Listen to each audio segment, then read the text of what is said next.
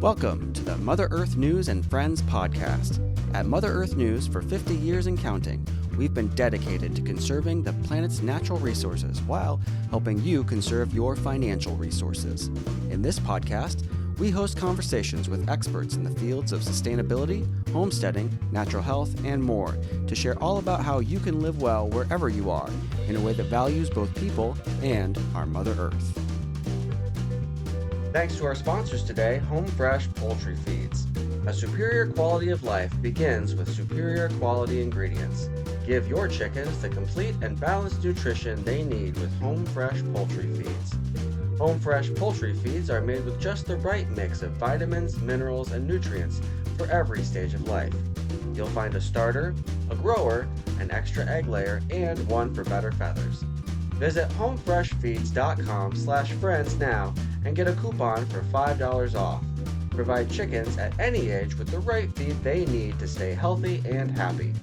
Visit homefreshfeeds.com/friends for more. Thank you for joining us. We hope you all enjoy our article written by Kenny Coogan, Preventing Spring Poultry Illnesses and Disease. Prevent spring poultry illness and disease with timely treatment. Written and read by me, Kenny Coogan. Spring showers bring May flowers, but they could also cause problems to your flock. Here are some illnesses, diseases, and problems associated with springtime and treatments and preventions to keep your flock healthy when springtime has sprung. Avian influenza. Recently, the avian influenza virus, H5N1, has approached record numbers in wild bird populations and in poultry operations. The virus can live forever in frozen material and for long periods at moderate temperatures, making springtime a season to take extra safeguards. The virus can be spread through contaminated shoes, clothing, equipment, and through insects and rodents.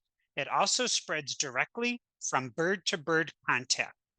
Symptoms include sudden death without any prior symptoms, lack of energy and appetite, a drop in egg production, swelling of the eyelids, comb, wattles, and shanks, gasping for air, nasal discharge, twisting of the head and neck, stumbling or falling, and diarrhea. If you witness these symptoms, report them to your local veterinarian, agriculture extension office, or state veterinarian. Take biosecurity measures to protect your flock, especially as we enter spring and wild birds begin migrating. Disinfecting clothing, including shoes, hands, and equipment, is essential. Spring is a busy poultry show season for many of us. Isolating birds returning from shows and fairs for 30 days is recommended. Reducing the amount of visitors on your property is also advised. If visitors are necessary, example, veterinarians or service providers, set up a washing procedure for hands, boots, and their equipment in and out of your operation. Secure feed bins and waterers to prevent wildlife, wild birds and rodents, contamination. Egg-bound chickens. As we approach spring and day length increases, many of our birds will start to lay again. Ensure they are receiving proper nutrition to avoid egg-laying problems. Hens deficient in calcium may become egg-bound or lay misshapen eggs. If you see a hen straining or spending extra time in the nest box, feel and inspect the vent to see if you can detect the egg. If you can, apply a lubricant like vegetable oil and massage the area. We have had success with placing the hen in a warm bath for 15 to 20 minutes, which can relax the muscles and allow the egg to pass. If the egg breaks internally, the hen will likely get an infection and a veterinarian should be consulted. Egg binding occurs more often in older hens. Egg drop syndrome. Another egg-related disease is also known as egg drop syndrome 76, or EDS 72. The disease was first seen in ducks and geese, and it can affect all breeds of chickens, in particular brown egg layers and broiler breeds. Infected birds will appear to be healthy, but will lay thin-shelled or shell-less eggs. Although no successful treatment exists, inducing molt will reestablish healthy egg production. Infectious coryza. Seen in chickens, pheasants, and guinea fowl, coryza is transmitted primarily by direct bird to bird contact. Exposure risk is increased at poultry shows, bird swaps, and fairs. Healthy looking birds remain carriers of the organisms and may shed them throughout their life. Coryza can be spread by airborne respiratory droplets and in contaminated feed and water. Symptoms include facial swelling, foul smelling, thick, sticky nasal and eye discharge, and labored breathing. Biosecurity measures and good sanitation practices are the best way to avoid infectious coryza. Water-soluble antibiotics can be used, but consult a veterinarian as some aren't FDA approved for pullets. Omphalitis. Omphalitis, also known as navel ill or mushy chick disease, is an infection that occurs during hatching or before the chick's navel is healed. Omphalitis only affects chickens and comes from dirty hatching eggs, eggs with poor quality shells, contaminated eggs, exploding in the hatch area, or dirty brooders.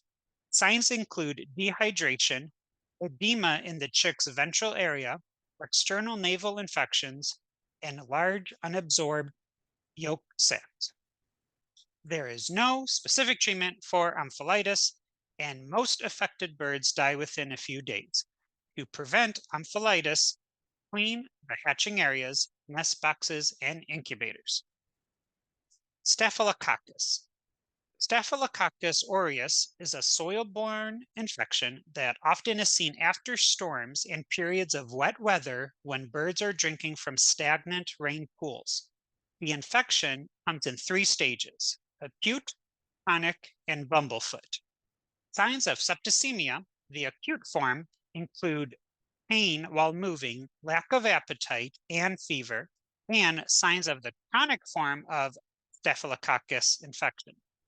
Birds are lame and prefer to sit rather than stand. Bumblefoot is thought to be caused by injuries in which the localized chronic Staphylococcus infects the foot. Novobiocin, erythromycin, or penicillin can be used as treatments. Consult with your veterinarian on the proper dosage for your flock. Parasites. External parasites can pose a major problem in poultry as the weather warms. Lice and mites are the most common, but ticks and fleas can cause serious illnesses as well. The transmission of viruses and disease are the main cause of concern, although feather loss and scratching due to irritation are problematic as well. Shaft, fluff, and wing lice can infect ducks, turkeys, and guinea hens if they are housed close to infected chickens. One of the best pieces of knowledge I received was that adult lice rarely leave the host birds, and therefore the treatment of the birds' living quarters is of little value in controlling them. For mites, premise treatments, living quarters, and bird treatments are both important as mites live much of their life off the host. Applying approved pesticides is necessary for your bird's health, your local ecosystem, and it's the ethical and lawful thing to do. Visit veterinaryentomology.org/vetpestx to find out which pesticide is approved for your region. It includes a drop-down menu for each state, the species you want to treat, the targeted pest, and application method. Predators. In addition to baby poultry, springtime is when many predators like birds of prey, raccoons, coyotes, and wolves raise their young. With extra mouths to feed, many predators look for easy meals. Ensure you securely protect your flock to avoid disappointment. Penny Coogan, that's me, earned a master's degree in global sustainability and co-hosts the Mother Earth News and Friends podcast, which can be enjoyed at motherearthnews.com/podcast. I also created and host the TV show Florida's Flora and Fauna with conservationist Kenny Coogan, which will air in the summer of 2025. To learn more about that program, visit Florida's Flora and Fauna. Thanks for listening. Today's episode is brought to you by Home Fresh Poultry Feeds. A superior quality of life begins with superior quality ingredients. Give your chickens the complete and balanced nutrition they need with Home Fresh Poultry Feeds. Home Fresh Poultry Feeds are made with just the right mix of vitamins, minerals, and nutrients for every stage of life. You'll find a starter, a grower, an extra egg layer, and one for better feathers. Visit homefreshfeeds.com/friends now and get a coupon for $5 off. Provide chickens at any age with the right feed they need to stay healthy and happy. Visit homefreshfeeds.com/friends for more.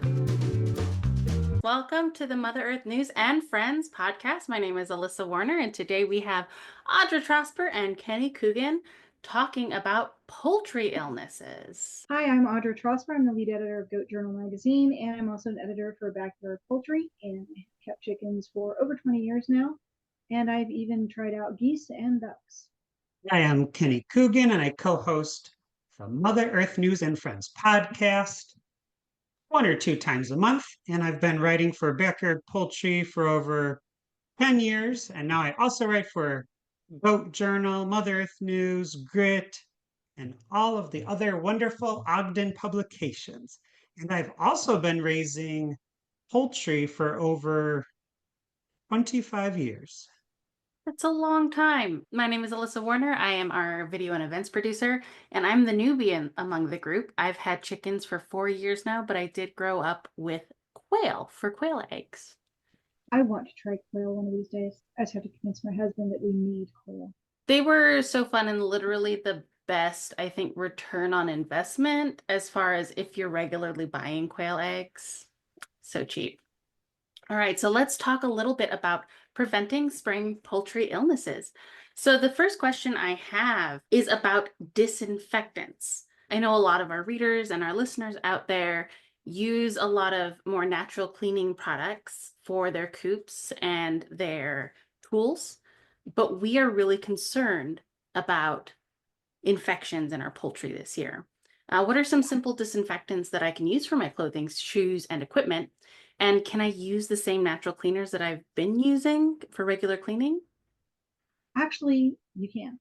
If you're looking for biosecurity, like for tracking things in and out on your shoes or whatever, you can actually create a boot wash with a boot tray or any shallow plastic container big enough to put your feet in. Put like a welcome mat in the bottom and one of those AstroTurf ones or whatever. And you can either do 1 part bleach to 4 part water and fill that up just enough to cover that to make that mat nice and soft and wet. And you can hose off your boots. You always take off the excess, like manure and dirt and whatever. Step into it, scrub your feet around in it. But you might want to go ahead and do another rinse afterwards because it can damage footwear or whatever over time. Or you can do a vinegar. They say to use equal parts vinegar and water, and you can use that as a disinfectant. While vinegar is a well-known disinfectant, I don't know how well it is against certain viruses like bird flu or something. That might be something to explore because I'm not really sure how far that goes. Of course, you can, any of your equipment and stuff. I know when we were between flocks, we had moved our old girls out. We didn't have the next hatching group in yet. And I actually used Dawn dish soap and scrubbed down the interior of the coop really well because you can use it on birds, things like that, cats, whatever. It's what we used when I worked as a groomer on cats that came in with car oil on them to get it off. But and rinse that out, and then I actually sprayed everything down with vinegar after that and just let it sit there for the disinfectant properties of it. But so you can do that. Some people are using orange peel vinegar so that it smells better, doesn't stink as bad. And I did see where one lady used just straight vinegar on surfaces in the chicken house. So I'm like, oh, that'd probably do it. So there's quite a bit. They do have some really heavy hitter commercial sanitizers that you can look into if you're really worried about it. But you can, I don't know how I'd feel about spraying bleach around in the chicken house just because, but vinegar is not going to hurt anybody. Obviously, don't swallow it, drink it, something like that when it's that concentration. But yeah. So we talked a little bit about egg binding for spring poultry illnesses or poultry illnesses in general. And when you see, it doesn't happen often, but when you see you have an egg-bound hen, you have to work fast. So I understand that your standard warm baths and vegetable oil are your acute responses.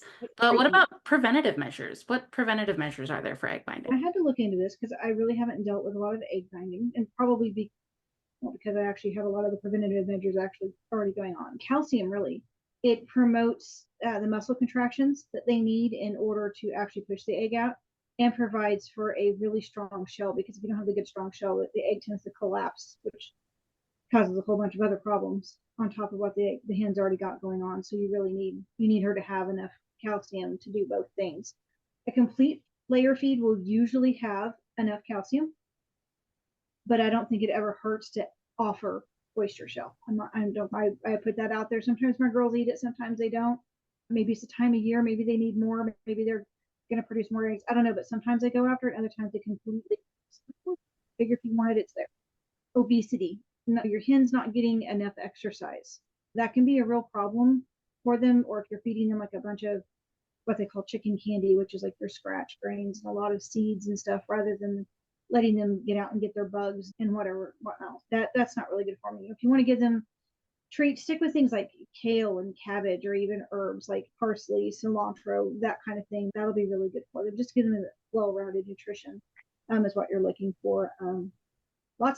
Give them plenty of nesting places, so they're not like arguing over the nest box or standing in line holding on to the egg. That can cause a problem too, waiting to get into a nest box. That doesn't always work. I have had 10 nest boxes and 12 chickens before, and they all fought over one. So that's up to them. I mean, at least provide it, try to keep it a low stress, make sure they get lots of exercise. Those are the things you can do to help prevent it. I don't know. Sometimes I've read that it's also genetic, so there maybe you can do everything right and still end up with an egg-bound hen, you know. Have either of you had a lot of experience with egg binding in your chickens? Only once, and we lost her. I've only had trouble when I was getting a lot of free food, a lot of secondhand food from the local grocery stores, and I offered them so much on a Sunday. They didn't eat any of their formulated, pelleted, proper diet. And then maybe one or two of them were egg bound because they just ate melons and lettuces and pumpkin. So fine if you're keeping like with the kale and the cabbage, which offer a good amount of nutrients, but if it's other type of lettuces. And there was also breads and all the sweets in there. So I had to end up giving them a warm bath. Sometimes you could put some like mineral oil in their vent area, and in a warm bath for 20 or 30 minutes, continually changing out the warm water, massaging them. And that did help, but you don't want to be doing that too often. And especially if you have a large flock, you're not even going to notice. I've only had to deal with it once, and it was literally I switched chicken feed, and now I'm listening to you say make sure that you're having like a high quality balanced chicken feed, and they didn't have my feed, and I didn't want to drive to another store, and I should have just driven to the next store. So usually if you have some of your other feed, so you're mixing it in, so that's not all they're getting is the lesser feed, like if you're changing brands or something, it's not so bad. But because I know sometimes I have a higher price feed, but there's a lower price store brand feed that I will mix in with that. Chickens can do fine with it. I don't think I'd want to do like all the lower priced version. I don't know. Some people do and they do fine. There's probably nothing wrong with it. I'm probably spoiling my hens for no good reason, but it makes me feel better. You spoil them because you love them. I have 35 chickens and every single one has a name. Awesome. Kenny, when we're dealing with things like external parasites and mites and lice, what are the best methods for creating a safe and effective dust bath for my chickens? Is there a way to use like natural materials, or is there a better way to do it? We're talking about ectoparasites, which are on the outside of the bird, compared to endoparasites, which are on the inside. And in the article, Preventing Spring Poultry Illness, I write, one of the best pieces of knowledge I received was that adult lice rarely leave the bird, and therefore the treatment of the bird's living quarters is of little value in controlling them. Lice are usually under the feathers and also near the vent. And when I was a middle schooler, my favorite thing was going to the county fair, and I was working the poultry barn. And my job was to give the daily how to give a chicken a bath presentation. And I did it for showbirds, but it's also a good way to get rid of the lice. You can have a 3-bucket method where they're all buckets of warm water. The first one has soapy water, like a normal dish detergent. The second bucket has a splash of apple cider vinegar to cook the soap. And then the third has just pure water to wash everything off. And that's a good way to get your birds ready for a show. But it's also a good way to manually remove the lice. And although the adult lice aren't hanging out in the coop area because they're spending most of their life cycle on the bird, it is still best practice to return the birds to a clean environment. And just a reminder that the lice are coming from other birds, which include poultry, but it also includes wild birds, squirrels, rodents, anything that's in the environment. They're ubiquitous pests, especially in warm environments or in summertime. And then on the opposite end, mites do live in the environment, and cleaning the living quarters and directly treating the birds are both important, as mites live much of their life off the host. So if you're only treating the bird, if you're only washing the bird, that's not going to help because the mites are in the habitat. And However, they won't get them from squirrels because mites are species specific. Not mice. Lice are species specific. So they won't get the lice from the squirrels unless the squirrels are tracking the lice from the wild birds, which is possible because they all live in the trees together. So many. Yeah, so there's a lot of different species. Are you saying you mean mammal lice versus avian lice? No, even mammal lice. The lice that you have on your goats are not going to get on your head. They are species specific. Which is really good when you've been milking goats for 2 months and you got one from a really crappy situation that you wouldn't have bothered if you couldn't over there. It's horrible. And you've been milking her for 2 months and it finally got spring enough that you could give her a shave down and remove the fur only to find out she's crawling with lice and you've been resting your head against her flank the entire time when you're milking. Yeah, no, you won't get lice from your goats. But I think the extension agent that I read was saying that poultry can get lice from wild birds. Yeah, wild birds. Yeah, absolutely. Yes. I was saying squirrels. The squirrels probably won't.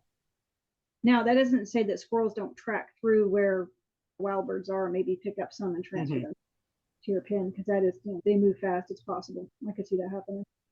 Because I also got the squirrel fact from the extension agent.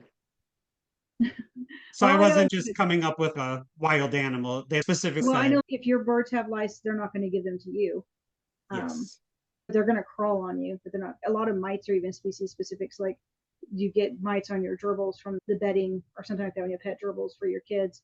Your kids are only going to get bit from them if there's not enough gerbil there to keep them happy. And once you remove the gerbil, you remove the mite problem because they need that. Although they do transfer back and forth between gerbils and mice, a rodent thing there. But Yeah, I also read that although you might feel itchy after reading about this, you cannot get poultry lice. no, you can't. Which You is can another feel good. just itchy just looking at a lacey animal, but that doesn't mean, or a lousy animal, but Yeah, that doesn't I just mean. that's bad. We call them lousy. Lousy. I have a question, Kenny. I have a follow-up question. What do you do with a wet chicken? How do you dry Good them? question. Like a hairdryer? So for poultry shows, you should not use a hair dryer because then the feathers will start fraying and getting fluffy, and you'll have things that look like silky chickens that are not supposed to be silky chickens. So you can just use a towel and dab them off. Really? How long does it take them to dry? I don't think I've ever seen a completely soaking wet chicken. Yeah, they do become completely wet, and then you can just pat them down, and then with a low-powered fan and a towel, you can just dry them off, and they need to dry up within an hour. And you also need to do this during the warmer months because you don't want them to get cold. But most big poultry shows are in the warmer time. And then people who are like really serious and they're traveling to like the National Ohio Poultry Show in February are cleaning their birds at home in their barns serially preparing hundreds of them or tens of them, putting them in all their little show pens and getting them ready for transport. Those chickens are very cute in their little show pens. Okay, so I think we talked about lice. Hmm. We can't get lice, but birds can transfer lice to our poultry. And then mites are living in the environment a lot. And according to another extension expert, they only know of one study that found a slight decrease in the number of external parasites when using diatomaceous earth in 2 strains of commercial laying hens. So the extension expert says, therefore, we should take its perceived effectiveness with a grain of salt, as most diatomaceous earth, or it's also known as DE, those results are more anecdotal than scientific. And then we've also read that in addition to the efficacy of DE not maybe being that strong, that some people have also claimed that their chickens have experienced respiratory dangers associated with using it around poultry and in enclosed areas. That is what we have read. We don't believe that DE is the best method for providing poultry with a dust bath to kill mites or lice. But one solid resource is veterinaryentomology.org, and it's a free website. You can go there and it's a drop down menu, and you can type in pesticide you have, or you could talk about the pest you have, the state you're in, the species you want to treat, which includes poultry and all the different types of livestock. And then it will tell you what you are legally and not legally allowed to apply to get that targeted pest and the type of application method you should be using. And we recommend that you always use chemicals as needed and as necessary to minimize the effect on the environment while keeping your birds healthy. Elector PSP and detergents that have pyrethrin or sulfur are commonly suggested on that website. And as always, you should contact your poultry veterinarian who you have a good working relationship with and who have seen your birds in the past year, and they will be happy to tell you what you can legally use. And we do have a great episode of the Mother Earth News and Friends podcast about making sure you have a good working relationship with your animal veterinarian, your livestock veterinarian. If you have somebody around you who treats chicken, not everybody does. I don't. Mm-hmm. There's nobody out here. They're chickens. If there's something wrong with one, you probably have 50 more. So what? Put that one down. There's just not a lot of people out here who will treat them. It's like goats. A lot of people really struggle to find a veterinarian that will treat goats. They just don't. Mm-hmm. For some reason, they're seen as a throwaway animal rather than something that deserves veterinary care as much as anything else. Yeah, in that podcast episode, we asked all 3 veterinarians, is it possible to find a poultry vet in your area? And they said that if you want to become a livestock veterinarian, there's lots of job opportunities because the need is there. But Alyssa, in the very beginning, was mentioning that we are concerned about avian influenza. So we don't want to just let one chicken die when you have 50 others because that's going to spread to the whole flock. So we need to be on top of these things. And that's why even if your poultry vet lives 50 miles away, 100 miles away, if you have a working relationship with them, a lot of times they'll do like the video conference calls. In many states, you're also able to submit your dead chicken for results for free because they don't want somebody else in your state to have to cull 20,000 chickens because of an outbreak. Exactly. No, I wasn't suggesting you should just let one die. I'm just saying it's hard to find a vet that will treat them because it's just, that seems to be the attitude sometimes, which is frustrating. And the other part is that the chicken costs $2 or $3. So people say, why do I need to invest $50 for a house call? Because sometimes if you're having a problem, you may lose your whole flock and then you've lost a lot of money. Plus, if they're pets like mine, then sometimes it's about more than financial value of the chicken. They have value beyond their financial contribution. Since we're on a slightly somber topic already, I have sad news to report. I lost one of my beautiful gold Wyandotte hens to a hawk the other day. It was very extremely sad. It's my first loss in 4 years, though, I'm sorry, excuse me, my second loss in 4 years to predation that wasn't related to a local animal that had gotten loose, which I think is pretty good for free range chickens. You say local, do you mean domestic dog? Domestic dog, yeah. Who's having a good time. Yep. Yeah. But beyond securing my coop, what are some effective and humane strategies for deterring predators, like raccoons or birds of prey, during the spring breeding season? Yeah, so some people suggest having like specific plants or fencing designs or behavioral techniques. And in April, we're going to have an entire podcast with backyard poultry writer Aaron Snyder. And that episode is called Identifying and Preventing Poultry Predators. And just like Alyssa, I have lost 9 out of 11 birds to domestic dogs in one day.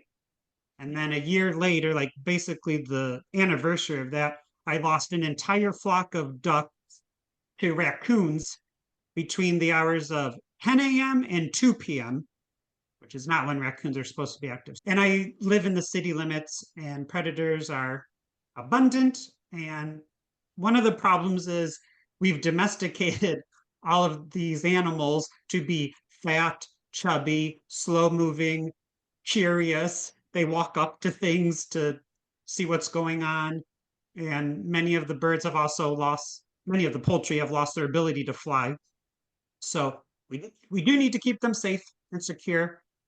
One thing that Erin kept saying in the episode, which almost became a joke, was when she was talking about diurnal predators, nocturnal predators from the land, the water, the air.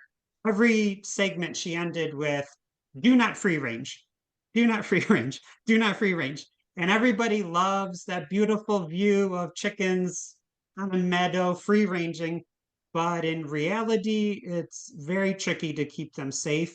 Electric fences are good for some predators, but not aerial predators. So keeping them in like a chicken tractor or a run is probably the best thing to do. Make sure you have a sturdy roof. Removing perches near the coop or the run where hawks and owls can sit and just like perch and pounce is also recommended. And I love pigeons, and I grew up raising hundreds of homing pigeons and tumbler pigeons. And that was another thing. When you have that type of, when you have a pigeon coop, you also need to be far away from trees or forests. So when they're coming home, the hawks aren't waiting for them. We've also seen people recommend like the wacky, wavy, inflatable men that Yeah, I you was see thinking a little guy at the that car flies dealers. And I just don't think that's going to deter predators for the long term. It might do it in the beginning, but I'm positive those predators are just going to be habituated to those patterns of them going up and down. And in the end, they're just going to be focusing on hunting your little chubby birds that are slow moving, and they're just going to ignore that huge inflatable. I let mine out for a little bit in the evening just before bed. They get an hour or so. It's supervised. We're out there with them. I haven't lost any to predation in a while. The last time we really had a big loss was actually my own dogs, who got in trouble and then never ever. She was a border collie, and she was so upset that we were upset with her. She never touched a chicken again after that. She was just like, never mind. Yep. In that podcast episode, I talked about a friend who had friends just visit her for a day from Alaska, and they said, "Oh, our dogs are great with chickens." And then they go into the kitchen just for a few minutes, and her friend's dogs killed like her beloved 14-year-old chicken. Yeah. I think so that's one aspect of a dog, but the opposite aspect of a dog is you could have a livestock guardian dog. Those are great options. And a friend of mine just had a pet dog, like a golden retriever, who they would let out, and that dog's urine was enough to deter coyotes and maybe some other predators for their rabbits and their outdoor guinea pigs that just lived in a hutch without a roof.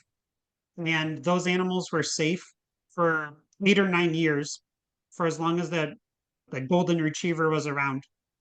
And then they had to euthanize the golden retriever due to age. And a week after they euthanized the dog, some type of predator came in and killed all the rabbits and the guinea pigs. They knew that friendly pet dog wasn't around, even though the dog was an indoor dog and wasn't necessarily designed to be a guardian dog. Yeah, just Interesting. having a deterrent is nice sometimes. We've got a Great Pyrenees, and he is not like a farm trained Great Pyrenees. He grew up in my house in the city, but he's got such a low prey drive. Even the chickens behave a little closer to a city pigeon around him, where unless he's come into play, they don't care that he's there. And he's scared of our rooster, who is the actual guardian of our chickens. We've had great success. We're so lucky that our neighbors are okay. They're all retired farmers, retired Kansas farmers. And our rooster is, I think part of why we have such low predation is because we have him always watching. And we do also have a really dense population of songbirds and squirrels that patrol the trees and scream and chase hawks. That's one thing we have is we have a lot of blue jays, and they are very quick to announce when there is a problem. And we have squirrels. And interestingly enough, they talked about how some of our chickens tend to be more curious and go up to things. But there's a big stray cat. He's not stray. I'm pretty sure he belongs to somebody. He's huge. And I named him Socks, even though he's not mine. But he comes to my yard. We're apparently part of his territory. So he comes through the yard. And one of the first times the girls were out getting to run around after they got big enough to come out of their, not be little chickens anymore. They were almost laying size. He came into the yard on his evening patrol. And one of my Easter eggers, she did the sound of the alarm, and everybody who, and then she came running to get me and made me follow her. Mom, I swear, there's a predator in the yard. And once I saw that it was Socks, I was like, it's fine, it's just Socks. You're bigger than him, don't worry about it. And now they ignore him when he comes in the yard. But yeah, at first she was like, oh my gosh, something in the yard. So some of them do announce that there's a problem, but I'm always keeping an eye out in the treetops just to make sure that none of the hawks want to come down. And the hawk sits on my house roof. There's nothing I can do about that. We have plenty of hawks, but I think it's because we're such a small town surrounded by so much land, ranch land, and farmland out here that there's easier pickings outside of town. Yeah, that mobbing behavior of the songbirds and the blue jays can definitely alert your poultry to take shelter.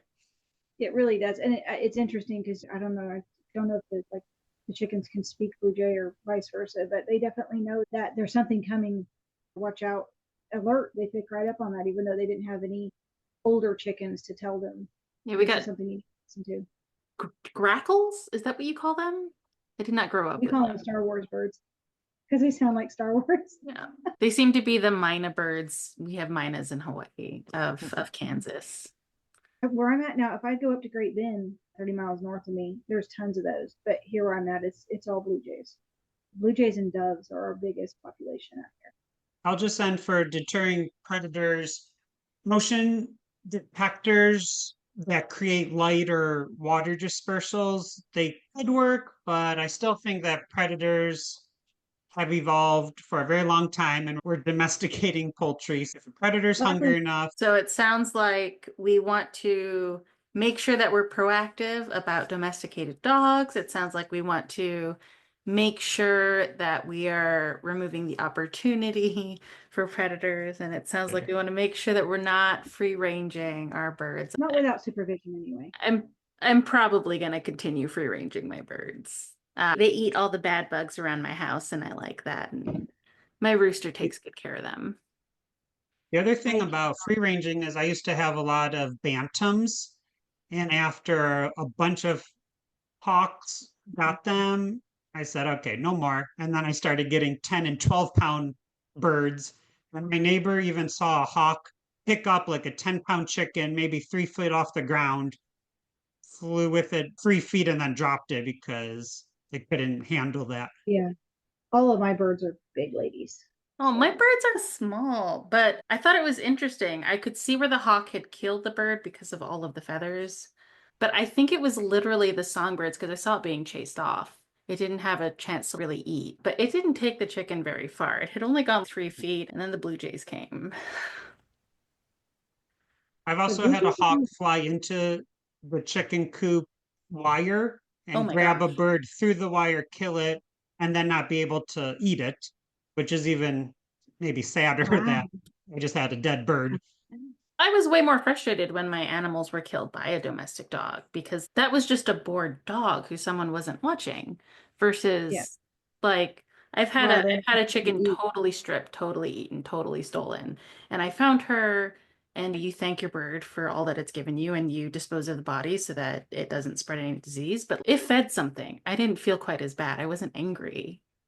Yeah, that wild animal just trying to eat is a totally different ball game than just the bored neighbor dog that is allowed to run loose. In that April podcast where we talk about poultry predators and how to prevent them, we do mention how you can identify if your bird was attacked by an aerial predator or a dog or a raccoon or an opossum or a skunk or a snake. We go through the list, or an alligator or a turtle. Or a turtle. Oh, yeah, Not snapping an issue turtles at work. love baby ducks or swans. In the swan episode, you can also hear about how snapping turtles or large turtles are the demise of cygnets. I'm going to be looking forward to that one now. That sounds like quite a list. It is rather extensive. Awesome. Thanks again to Home Fresh Poultry Feeds. A superior quality of life begins with superior quality ingredients. Give your chickens the complete and balanced nutrition they need with Home Fresh Poultry Feeds. Home Fresh Poultry Feeds are made with just the right mix of vitamins, minerals, and nutrients for every stage of life. You'll find a starter, a grower, an extra egg layer, and one for better feathers. Visit homefreshfeeds.com/friends now and get a coupon for $5 off. Provide chickens at any age with the right feeds they need to stay healthy and happy. Visit homefreshfeeds.com/friends for more. Thanks for joining us for this episode of Mother Earth News and Friends. To listen to more podcasts and get connected on our social media, visit www.motherearthnews.com/podcast. You can also email us at podcast@ogdenpubs.com with any questions or suggestions. Our podcast production team includes Kenny Coogan, Alyssa Warner, and myself, Josh Wilder. Music for this episode is the song Hustle by Kevin MacLeod. The Mother Earth News and Friends podcast is a production of Ogden Publications.